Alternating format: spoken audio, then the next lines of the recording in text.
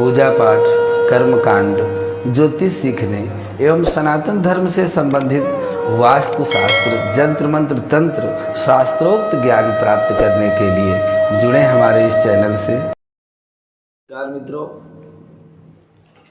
कहते हैं कि यत्र नार्यस्तु पूज्यन्ते रमन्ते तत्र देवता।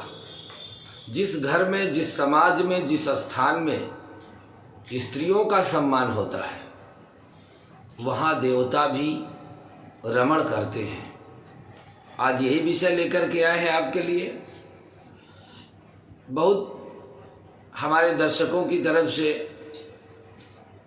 ऐसे प्रश्न आ रहे थे कि जीवन में सुख और शांति कैसे प्राप्त करें। बहुत कलह है, बहुत कलकल है जीवन में, क्या हमको करना चाहिए? करना ये चाहिए कि जीवन में सुख और शांति देने वाले दो ग्रह हैं, शुक्र और चंद्रमा। कहीं ना कहीं अगर यह जन्म कुंडली में प्रभावित हैं, क्योंकि ये हैं तो दोनों शुभ ग्रह, लेकिन चंद्रमा यदि पाप प्रभाव में आ जाए तो पाप ग्रह के समान फल देने लगते हैं। और वह चंद्रमा मन के स्वामी है, अर्थात नवग्रहों में शुक्र और चंद्रमा, इन्हीं का प्रभाव स्त्रियों पर ज्यादा रहता है। यदि आप शुक्र और चंद्रमा को प्रसन्न रखना चाहते हैं तो स्त्रियों का सम्मान करें। शुक्र भोग कारक ग्रह हैं, जो पुरुषों की जिंदगी में हर प्रकार के भौतिक सुख देने का काम करते हैं। पत्नी द्वारा किए गए पूजा पाठ का फल शुक्र के प्रभाव से ही पति को प्राप्त होता है। अगर ये ग्रह दोनों कुंडली में प्रभावित हो जाएं तो भौतिक सुखों से आपको दूर कर देंगे। कितना भी पैसा आप कमाइए और कितना भी परिश्रम करिए, लेकिन भौतिक सुख से आप वंचित रह जाएंगे। इन दोनों ग्रहों का यदि शुभ फल आपको प्राप्त करना है, स्त्री कारकत्व में चंद्रमा माँ के रूप में विद्यमान है और शुक्र पत्नी के रूप में।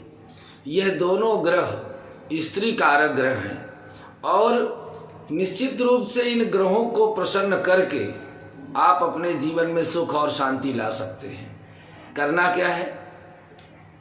स्त्रियों के प्रति अपनी भावना को पवित्र रखना है। संसार में जितनी भी स्त्रियां हैं वह सब माँ और बहन के समान यदि हमारी दृष्टि है तो हमें शुक्र का प्रभाव अच्छा मिलेगा। उनको सम्मान करें, उनको सम्मान की दृष्टि से रखें। अपने घर में भी अपने माँ की यदि हम नित्य सेवा करते हैं, उनकी आज्ञा का पालन करते हैं और अपनी पत्नी से अच्छा व्यवहार करते हैं, अच्छी वाणी उनसे बोलते हैं, अच्छा सम्मान देते हैं, तो ये दोनों ग्रह हमें निश्चित रूप से कहीं न कहीं सुख और शांति से जोड़े रखेंगे।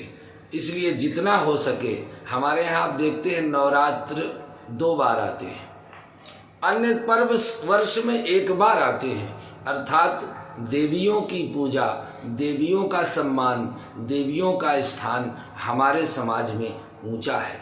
जितना विश्वास, जितनी धर्मनिष्ठा स्त्रियों में पाई जाती है, उतना पुरुषों में विरक्ति है, तपस्या है, अध्यात्म है। लेकिन स्त्रियां हमारे समाज में धर्म के प्रति भले ही वो सुख शांति की इच्छा से करती हों, लेकिन उनका भाव धर्म के प्रति अच्छा है। इसलिए स्त्रियों का सम्मान करो। यत्र नार्यस्तु पूज्यन्ते रमन्ते तत्र देवता। निश्चित रूप से आपके जीवन में सुख और शांति की बहार आ जाएगी, पर भावना हमको अंदर से बदलनी है। मन से हमको ये काम करने हैं, बाहर से दिखावे में नहीं करने हैं। दिखावे में करेंगे क्योंकि अंतःकरण चंद्रमा मन के कारक हैं। मन से जो भाव उत्पन्न होता है वही हम क्रिया में प्रयोग करते हैं।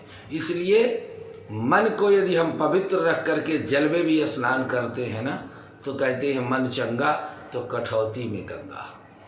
इसलिए मन को पवित्र रखते हुए इन 2 कार्यों को भाव से करें। निश्चित रूप से आपके जीवन में सुख और शांति बढ़ जाएगी, इसमें कोई संदेह नहीं है।